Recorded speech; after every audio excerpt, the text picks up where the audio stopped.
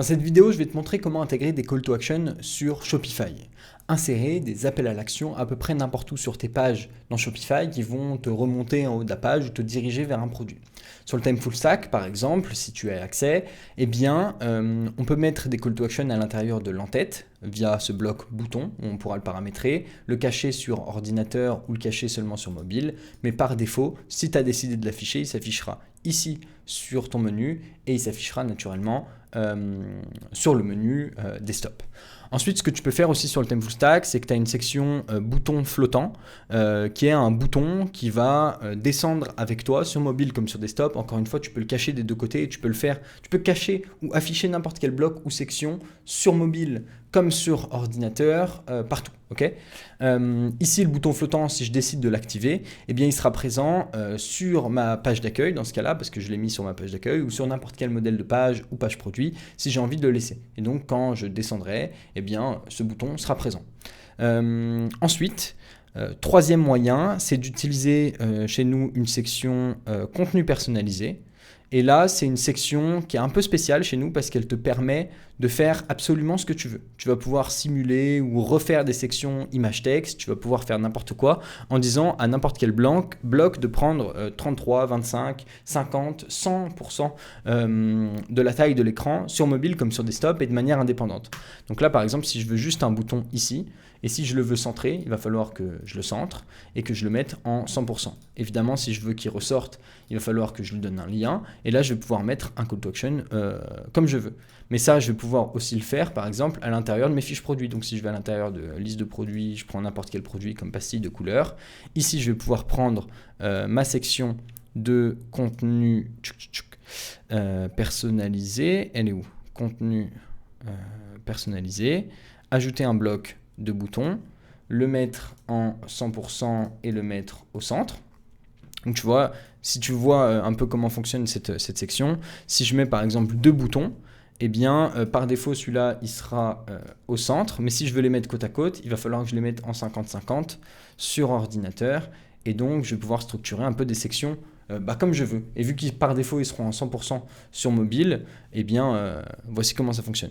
Et ça fonctionnera pareil avec des images, des vidéos ou n'importe quoi. Ça va vraiment me permettre de faire des sections comme je veux. Si je prends l'exemple des gribouilles par exemple, toute cette section-là, y compris le séparateur et les réassurances, sont des blocs de contenu personnalisés. D'ailleurs, j'ai choisi de ne pas en afficher certains sur mobile, ce qui fait que quand je me mets sur mobile, j'ai une autre structure. Et j'ai plus que deux réassurances en bas, tu vois. Donc ça, c'est un truc qui est intéressant aussi avec ce système caché, affiché qu'on va retrouver partout. Donc là, j'ai un bouton.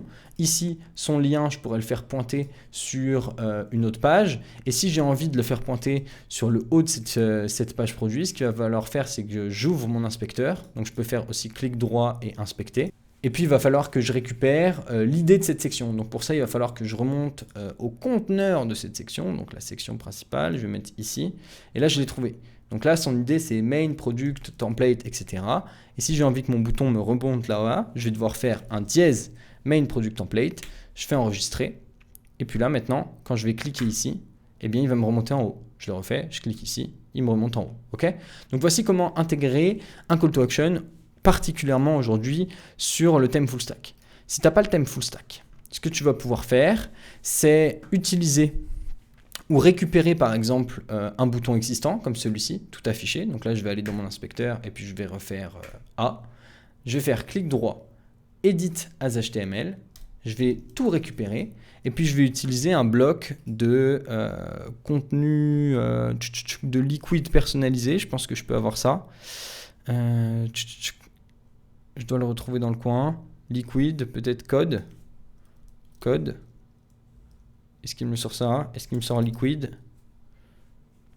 Non. Est-ce qu'il me sort Je devrais pouvoir mettre du code personnalisé, mais peut-être qu'on l'a isolé à l'intérieur de contenu personnalisé, nous. Mais toi, tu devrais avoir une section comme ça, liquid personnalisé. Et donc, quand je vais à l'intérieur, je collerai mon code. OK ? Donc là, normalement, je devrais avoir mon bouton qui s'affiche. Et puis là, je vais juste changer le lien qui est contenu à l'intérieur d'un attribut href sur mes liens classiques. Désolé, mais c'est le seul moyen de le faire si tu n'utilises pas notre solution, en tout cas à l'heure actuelle sur Shopify, ou alors tu devras utiliser des sections peut-être de rich text dans lesquelles tu n'affiches que le bouton je pense que c'est possible à tester de ton côté. Au moins, on essaye toujours de contourner un petit peu pour répondre à ton besoin. Et puis là, je vais remettre un dièse, puis mon lien. Quoique non, parce que du coup, c'est plus le bon lien. Donc je me remets sur ma section qui englobe tout. Je récupère mon idée. Je le remets à l'intérieur. Au lieu de dire tout afficher, je vais mettre découvrir ou ajouter au panier par exemple. Et puis là, quand je vais cliquer dessus, eh bien, il va me remonter en haut. Voici comment ajouter n'importe quel call to action à l'intérieur de Shopify. Un peu plus simple dans les cas qu'on a prévus parce que c'est un outil qui essaye de répondre à la plupart de tes besoins, décentraliser, de faire économiser en frais d'application, que tu peux tester gratuitement en cliquant sur le lien juste en dessous de cette vidéo. Et puis, tu pourras débloquer des features un petit peu plus tard en fonction de tes besoins. J'espère avoir répondu à ta question et puis je te dis à bientôt dans une prochaine vidéo.